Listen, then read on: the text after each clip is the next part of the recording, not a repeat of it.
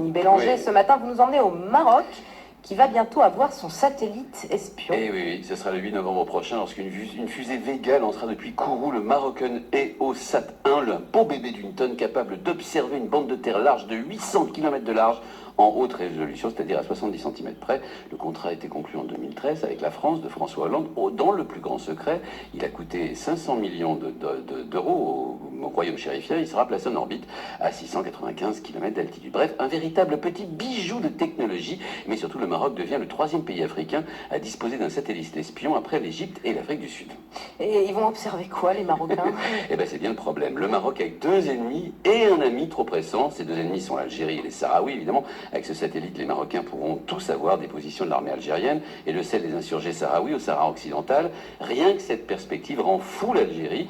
Quant à l'ami trop pressant, il s'agit de l'Espagne. Et là aussi, les Espagnols ne sont pas du tout, mais alors pas du tout rassurés.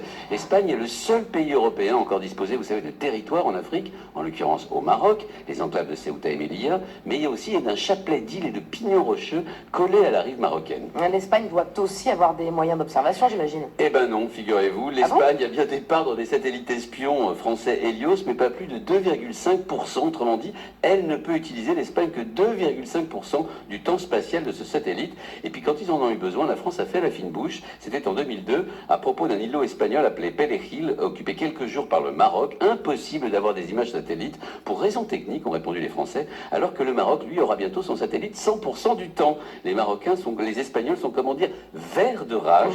Avant de pouvoir disposer des mêmes avantages, l'armée espagnole devra attendre plusieurs années. Pendant ce temps, l'ami et l'allié marocain pourra les espionner grâce à la France